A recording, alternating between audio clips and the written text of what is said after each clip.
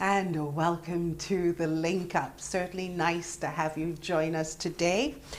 Today we are reaching understanding on many things as we link up with guests here at home, only here at home today. As we've navigated this COVID journey, the information has been swift and it has been confusing. Nowhere has it been as confusing as with COVID and children. So today we're going to reach understanding, getting some answers from the Acting Director of Medical Services at the QEH, Dr. Clyde Cave. It's June, so it's Heritage Month, and today joining us will be the Deputy Director of what I like to call the keeper of the island's history and its memories, the Barbados Museum and Historical Society. Its Deputy Director, Kevin Farmer. And to bring us up to speed on all that's happening during the month will be Dr. Sharon Johnson, who is the focal point for historic Bridgetown and its garrison, which, by the way, is celebrating its 10th anniversary as a World Heritage Site. And she's also the Senior Cultural Policy Officer in the Division of Culture in the Prime Minister's Office. And joining her will be Jaslyn Hall. And Jaslyn is the Assistant Producer for Heritage Month. So she knows all things Heritage Month, and we're going to find out information on that from her. Now remember, we introduced you to Caribbean Girls Hack. As a matter of fact, we told you about the finals, and then we found out afterwards from Bridget Lewis that Barbados came third in the hackathon. So we get some members of the Barbadian team joining us today to tell us about their journey and what was it like when they put forward their project. And we will be chatting with Destiny Howell and Kayla Aboab. So it's going to be nice to chat with them. And finally, you know, there's so much happening in the world that sometimes you find it difficult to keep up. Well, yes, in the middle of COVID, there is conflict, and that conflict is the Israeli-Palestinian conflict. What is all that about? What is the history behind it? Well, we get the Palestinian view today, and we will be joining Attorney at Law Mr. Lalu Hanuman. And Mr. Hanuman is the secretary of the group Caribbean Against Apartheid in Palestine. So we're getting the Palestinian view today. Unfortunately, the Palestinian ambassador to the Caribbean, Ms. Linda Sobey Ali, is unable to join us. She was going to join us today, but got message that she's not well, so she's asked us please to let her reschedule, and we will certainly do that. But we will also get the Israeli Jewish side a little later on, not next week, but perhaps the week after, so that we get both views as we try to reach understanding the history behind that. I don't know if you're like me or if you've been following it, but I feel totally ignorant in the truest sense of the word when it comes to that particular conflict. So we're going to find out the Palestinian side from Mr. Hanuman a little later on. So it's a full house right here in the Link Up today. Remember that you can participate. That's right, you can join us on Facebook and YouTube. You can also send your comments or your questions to @CBC Barbados on Facebook. And we're going to be linking up with Dr. Clyde Cave after the break.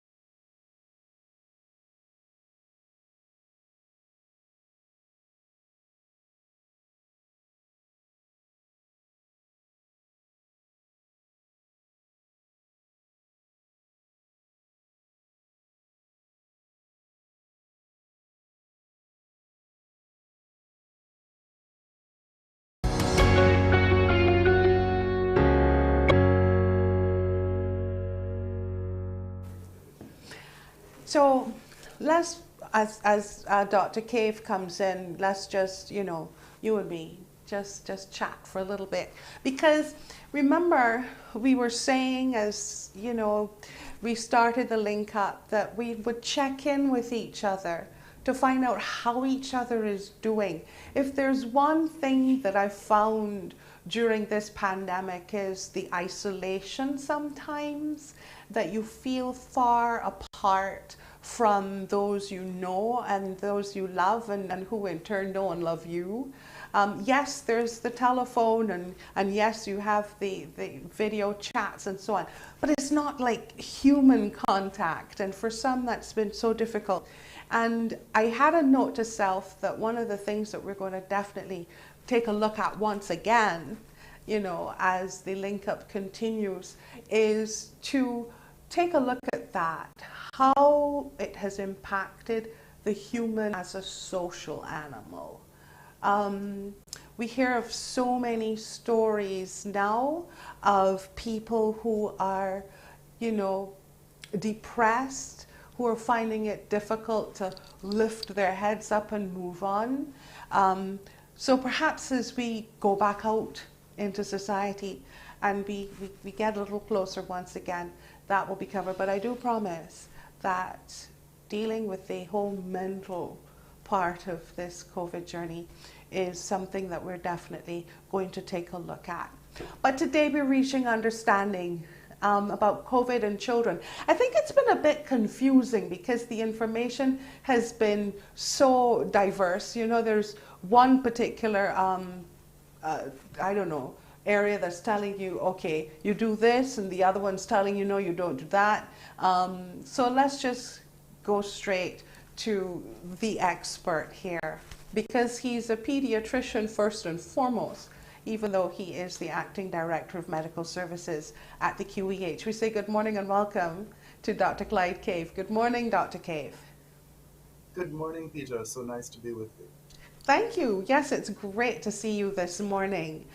Before it would be remiss of me if I didn't ask you first of all, how are you doing? I promise to ask everyone that because, we're all experiencing this on many levels, and we tend to forget that, the medical people and so on are human beings first and foremost. So Dr. Cave, how are you doing? Well, thank you so much for the question. I think I am a little less dusty than last week, a little bit more tired, a bit relieved that our country seems to be in a state where we are doing reasonably well with our current burden of COVID. And I am a bit apprehensive about what comes next, reading about waves in other countries and seeing patterns repeat themselves. So, like everybody else, I think it's a mixed bag and it varies from moment to moment. But it's lovely to have a moment to sit down, breathe, and talk to you. Agreed. And I'm so happy that you're doing that because I have questions. I always have questions, especially when it comes to children and COVID, because it seems as though that they're a group that has been not forgotten, but misunderstood throughout this pandemic. And now that we're hearing of vaccines and so on, you're hearing now that, yes, they're going to have children vaccinated at a certain age, but not at a certain age. What is the exact story with children? How does COVID impact children? That's the first question, or does it? No, let's start with the first one before we get to the vaccine. And I guess we discuss this all in the context of a relatively new disease, which we don't really know as much about as we would like to, but we certainly know a lot more than we used to. And then there are superimposed hopes and expectations that may not exactly coincide with caution or even with reality. So let's start at the beginning, as you said, and talk about COVID and children. It was initially said that children didn't get affected by COVID, or at least not as much as adults. We no longer think that that is really true. We know that children do get infected, but it does seem like that for most children, their infection is so mild that you can almost miss it unless you go really looking for it. This is the international experience, and this is also our experience here in Barbados. Right. I think we've identified somewhere around four, was it 4,000 cases that we have had in Barbados, Mm-hmm. and the percentage of children, which is in keeping with elsewhere, is about 10%. So we've had several hundred children that have tested positive in our country since the beginning of this. Now, this is probably an underestimation. These are the identified cases, and they're only identified if you go and look. Mm-hmm. Since children may be asymptomatic, as can adults, we may never have looked at some of the infections, and it ran its course like a virus, and all was well. So the majority of children we know will have a very mild disease. Right. The problem is that they can pass it on, and it's not always mild. So they are asymptomatic, but they can pass it on to the adults around them who might be compromised, and therefore they still can get that severe case. So therefore, it follows then that it does make sense to have them masked, have them follow the protocols with hand sanitizing. It's protecting you more than anything else. But we did hear, though, Dr. Cave, of some, I don't know, rare occurrence which was happening with some children who got COVID or who were getting over COVID. Yes. Now, words matter, so this is a little bit of a technicality Okay. because there is COVID infection, where it's the virus in your body and you're getting sick specifically from that. And then there is COVID associated problem, where you have diabetes, hypertension, or some other comorbidity, you get COVID and your original disease gets a whole lot worse. So, whether Mm-hmm. that's chicken and egg coming first, we're dealing with both things, but sometimes the greatest stress is on the underlying disease going out of control. Right. And then there are other diseases that seem to be associated with or follow on, like MISC, which is multisystem inflammatory syndrome in children. And that's been described as something that follows a COVID infection, even if you never knew the child had the COVID infection, which makes the detective work a little bit difficult. And it affects many, many multi organs in different ways. It is rare. We have identified two in Barbados. One was one of our Bajan children. The other one was a child who came to our country already having contracted COVID before they arrived. So relatively rare throughout the world. It's going to be relatively rare in a small population, but is certainly something that we want to look out for. So Okay. that syndrome is the one that's in the press because it's a little bit like systemic lupus, which I think a lot of people will be familiar, where the manifestations can differ, but they can be in very many systems. That's why it's called multisymptom. Usually starting off with a fever a couple of weeks, 2 to 4 after the COVID infection, which we may not know about. Okay. I think that Dr. Cave is frozen. I hope he can hear me. Dr. Cave, if you can refresh your page and log back in again, that would be good. But as you can see from what he's saying, words matter. And so therefore, this is the thing about COVID, when they're talking about, yes, there is the virus, but then the virus can exacerbate the problems, the health problems that you have. already. Yeah, And that is the critical thing about it. I hear you're back, Dr. Cave. Okay, great. The wonders of technology. indeed. One of the things we have found here is that even though we've had a few hundred children identified, they have really only been with actual COVID infection. A few, maybe even a literal couple of two cases that have been really unwell. And they were unwell, I think, in large part due to things that they had as well, like juvenile diabetes and other things. So, it's not that all children who get COVID may not know and be mild. So that gets back to another layer of children will protect their families, but children also have to protect other children. Exactly. All right. So when it comes to following the science, as we are told, who do you follow? Who do you, brainstorm with and share your information with?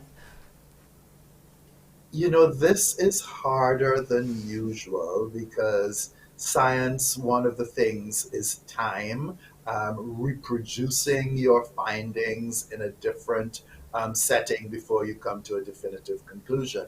And we really are pressured by time to do something, and we have always been more cautious in doing things with children.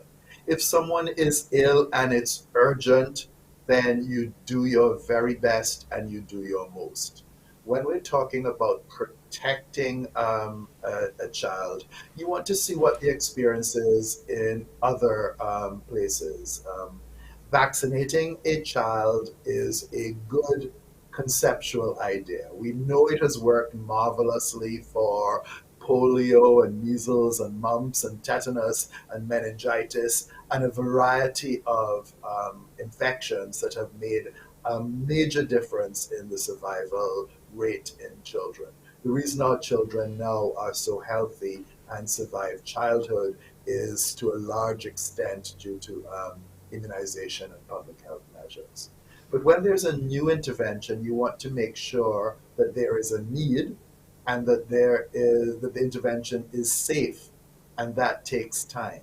So when we're in a crisis and we have to make a decision, you look to the experts around the world. There are multiple groups with multiple leaders.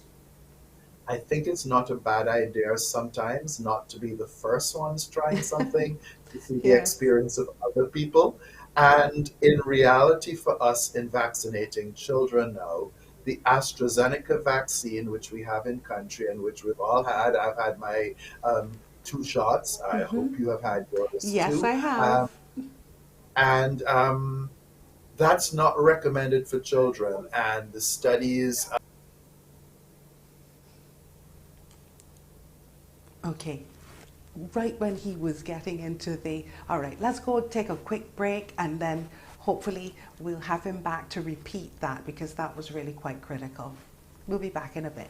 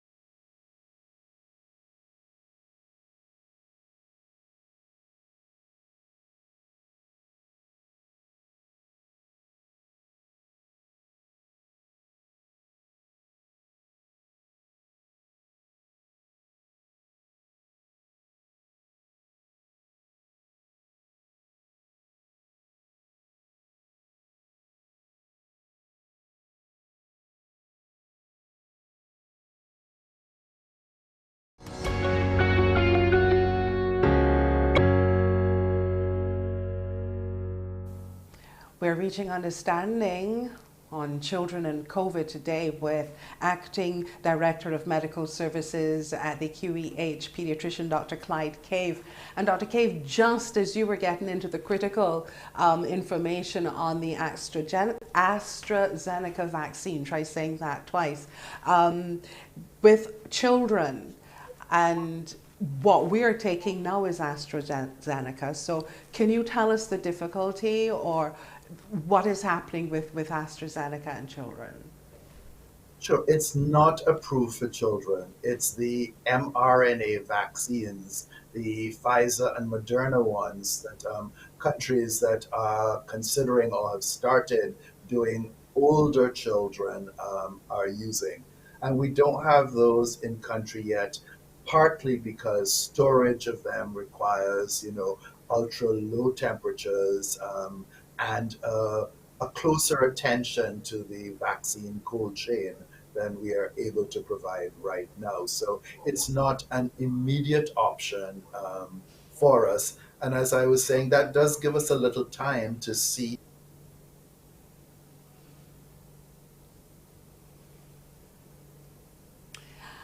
Murphy's Law. Wow. It gives them a little time to see, and I could well imagine, well understand that. One of the questions, though, that I have knocking around in my head is that when we're talking about children, though, you talk about the youth. How young are we talking? So, children, what age ranges are we talking? So, Dr. Cave, hopefully that you're back up and running again and Murphy's not busy where you are. But continue with what you were saying, your Right. findings.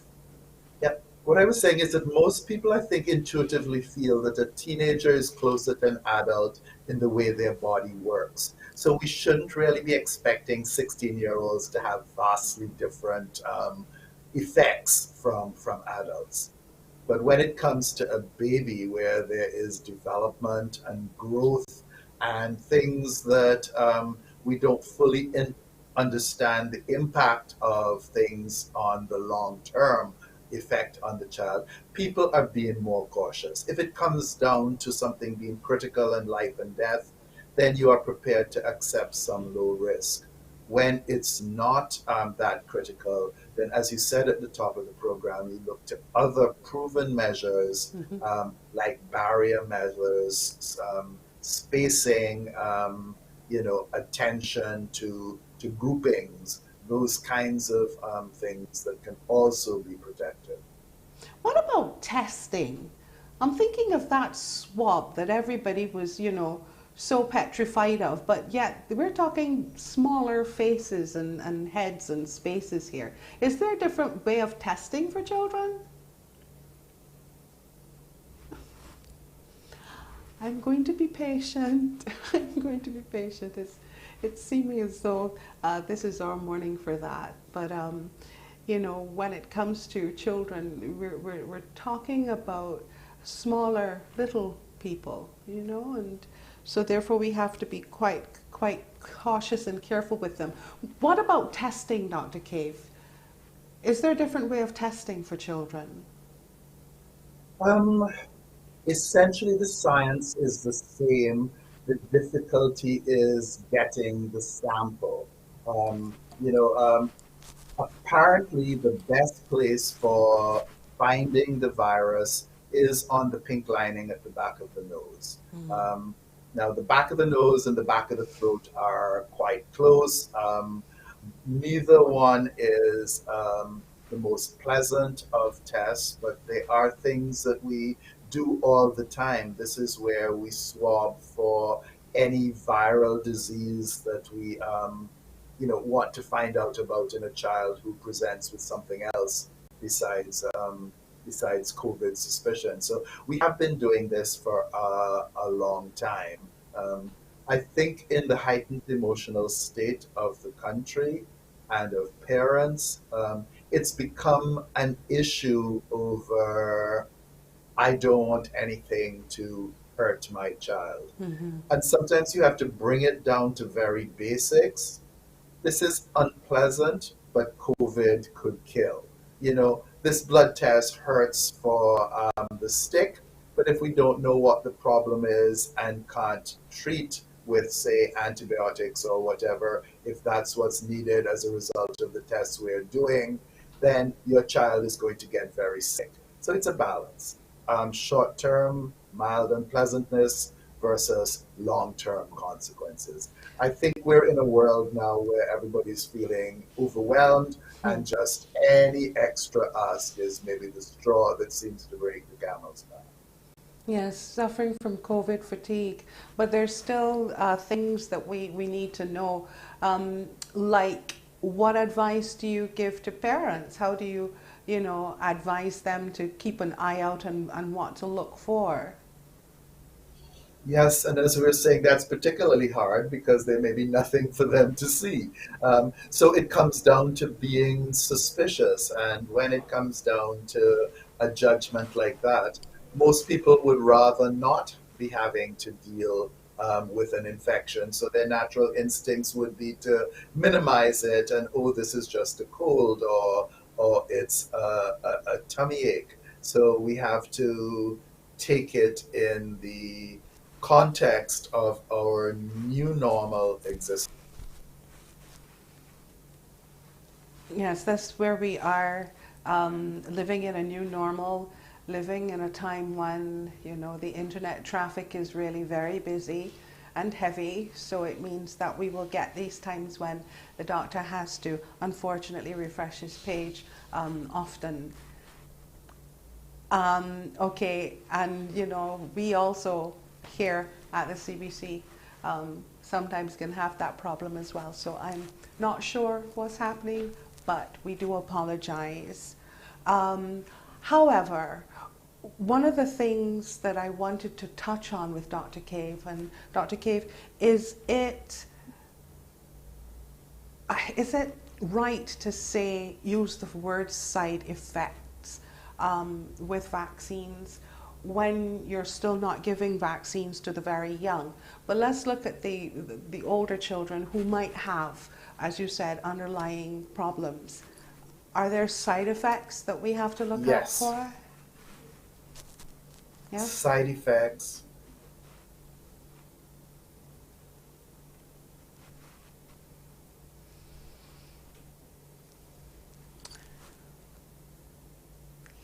Okay. He said yes. Side effects. So we're just going to give him a little bit of bit more time, and hopefully he can tell us what those side effects are, and then we'll let him go and we'll see if we can get some sort of help when it comes to the internet situation today, because this is really and truthfully unfortunate. With the information especially that we need. Could you give us the side effects again? And I do apologize. I'm not quite sure Not what at is all. This happening. is this is how we have to roll these days. So when you read about side effects, you really want to be focusing on significant side effects. A fever that you get over in a day, a slight soreness of the arm, a little bit of tiredness, those are things we can live with if that's the price to be immune from a disease. If it's more significant things, that's where we have to be concerned. And the significant things with all the vaccines are extremely rare. Mm. And that's the good news. I guess every person would say, I don't care if it's rare. If it happens to me, that's what I worry about. But everything really is going to come down to a risk balance. And, far and away, once there is COVID in our population, it's much safer to be protected against it with a vaccine. Okay. Thank you very much, Dr. Cave. And I certainly hope that you continue to stay safe and stay well. We thank you for joining us today on the Link Up. And we are going to take a quick break and see if we can get this situation sorted. Either way, we'll be back.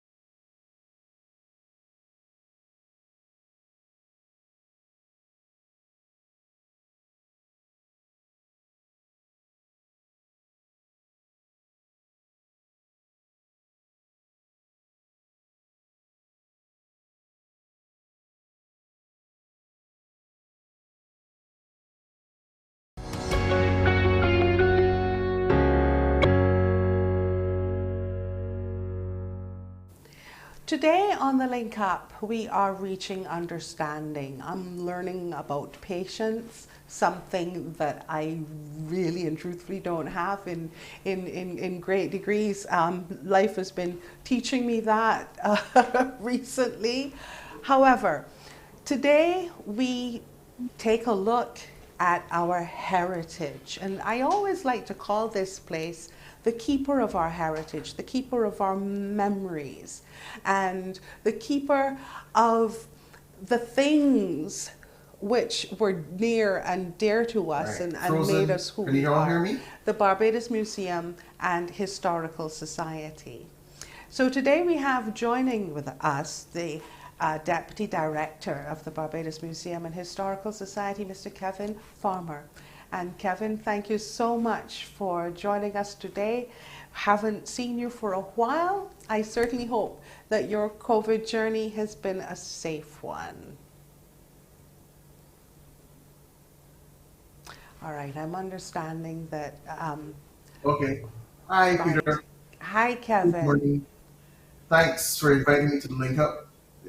You're I know that welcome. web connection is not the best. The last thing I heard you say that we were the keeper of memories. Yes.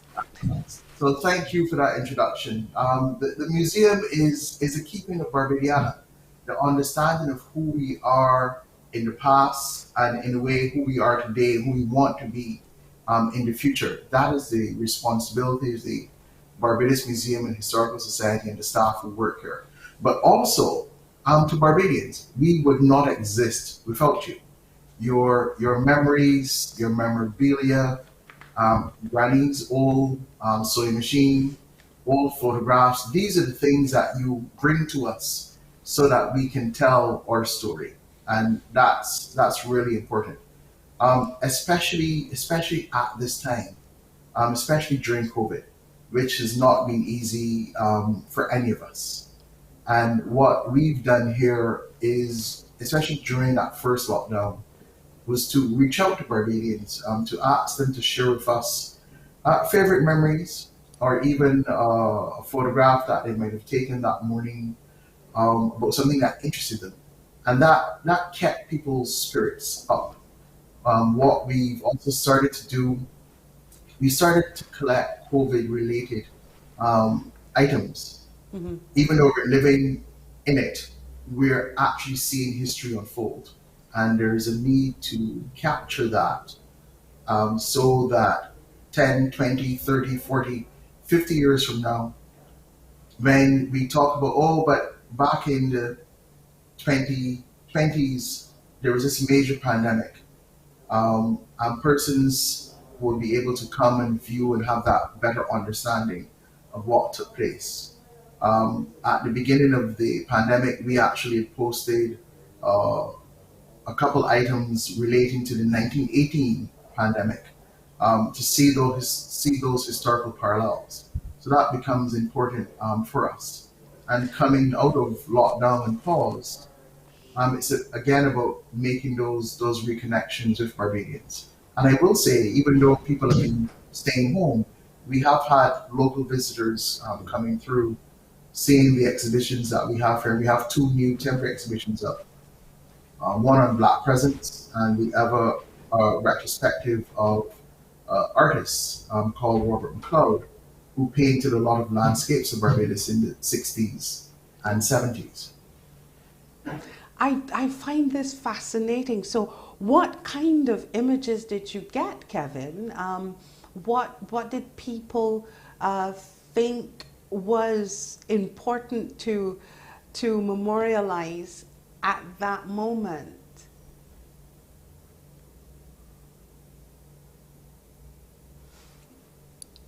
Patience is a virtue. Um, yeah.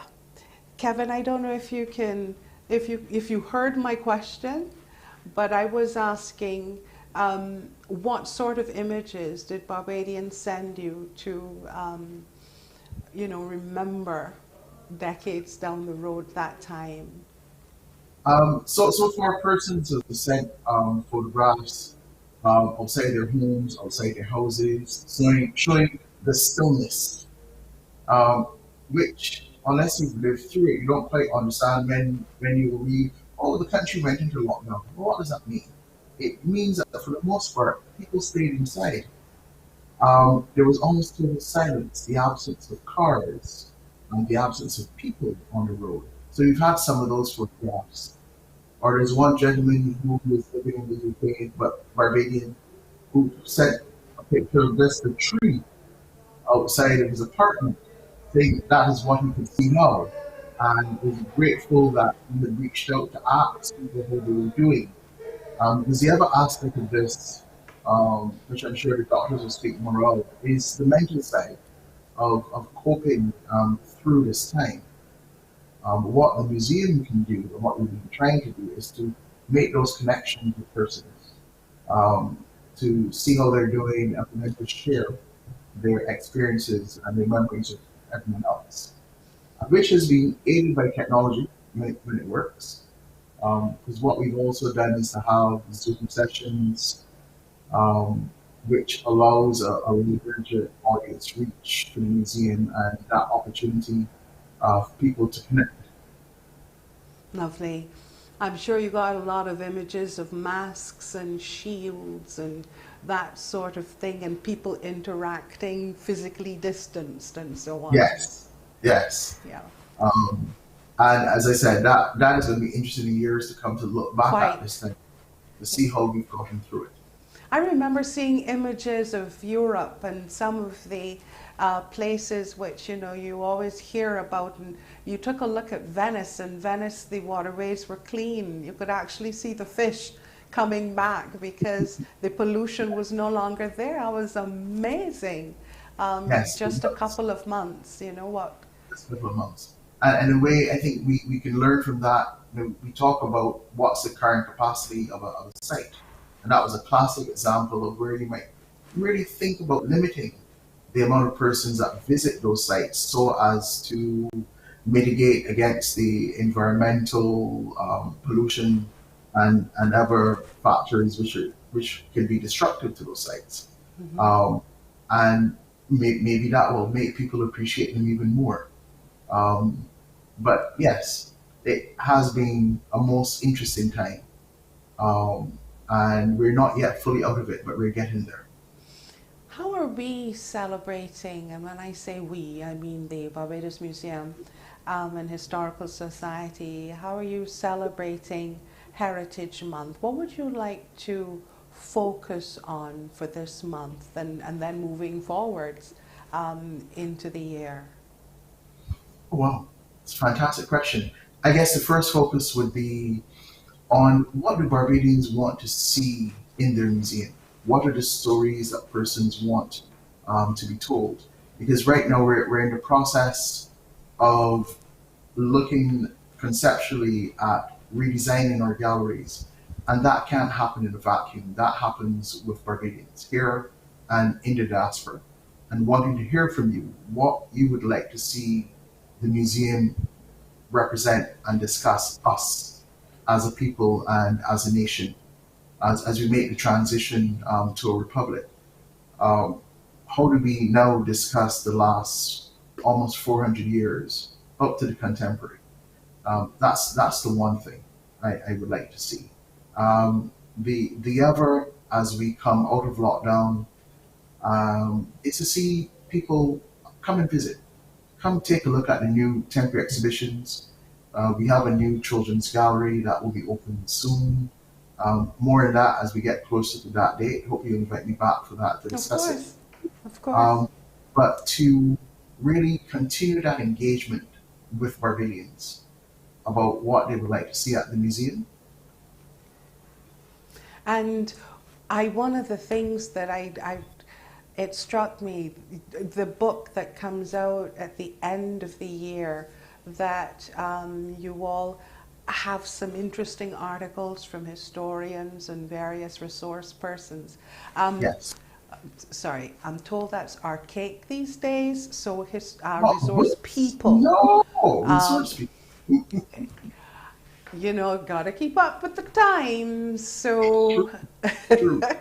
but there's a special book It's Yes, usually under a certain type of theme, and you have correct. articles and stories and Yeah. photos within that book. Is that still available? Oh, it's still very much available. That's in fact the museum's journal. We've published that journal since 1933. We've never missed a year. Wow. It's in fact it's the oldest continuous publication of its kind in the Eastern Caribbean. Most of the articles are on things Barbadian, but sometimes you get those articles on neighboring islands or on subject matter that's just not only Barbadian. And it's a collector's item. It's something that is available for persons to purchase, or if you're a member of the museum, it is part of your membership benefit that you receive a free copy of the museum's journal. So we're looking forward to that journal being published November so that one can have it as a Christmas present in December. Um, I wonder if you're going to be focusing what the theme will be for this year. I must Should, admit, I'm going to have to ask the publications chair that's all right. what that You would. can always tell us next time. I But will most it's definitely. just one of the things that I know quite well, because it's assisted me sometimes in when I've been trying to do some research, to get my hands on one of those journals, and it's been a great resource tool. So that's available as well. Speaking of heritage, Yeah. I was doing the 37 riots, I do believe, and there was, articles in there that you could get some great information from. But you mentioned your new creative ways of getting people into the museum. What is happening with your theater space? You opened that, unfortunately, quite close to the pandemic time, so you only got a chance to really briefly get events in there. And Yeah. I mean, I think the largest event. Oh no, on again. no, you're fine. Okay, yes, he has gone again. There's a interesting space, and I think we had the opportunity here at the CBC to introduce you to that space with Stefan Walcott's Caribbean Messiah, Handel's Messiah, and it was a wonderful space. That was the first time that I'd been there, but apparently there are poetry readings, and so tell us about that space. No. You're I'm gonna good. say so for a minute. Let's see what happens. Yeah. Okay. He's frozen again. Yeah. Okay. However, it's an interesting space, and you can have events there. It's under the stars, but you can also have it covered, and they have the sound system at the back. And let's catch you quickly. I've been trying to share the space with our viewers, but continue. Thank you, Peter. Thank you for that wonderful description of the Wall Garden Theatre.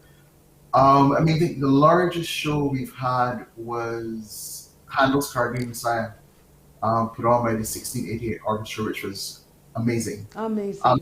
and then the World Bank the World Bank really showed the capacity. We had about 400 persons.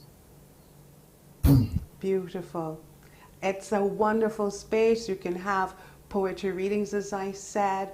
You can have readings of any kind.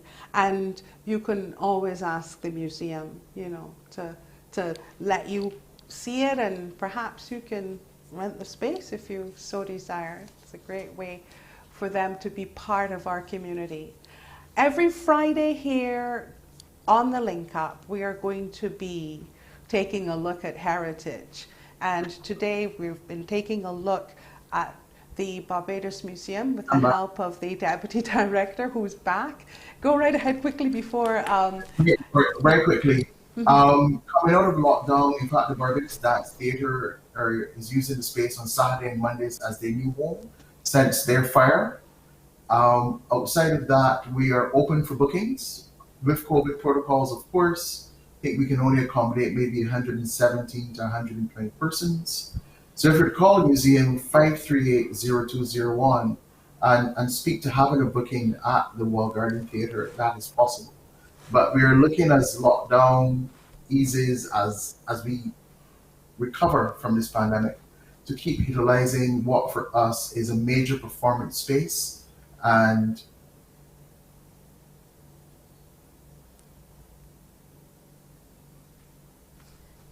Yes, a major performing space. And as I told you, it's available. You can just give the Barbados Museum a call. So we're going to say thank you very much to the Deputy Director of the Barbados Museum and Historical Society. I'm going to take a quick break. I'm going to ask them to let this break be a little longer one, as we can see if we can rectify our technical issues right here at the link up. We'll be back. all right, thank you.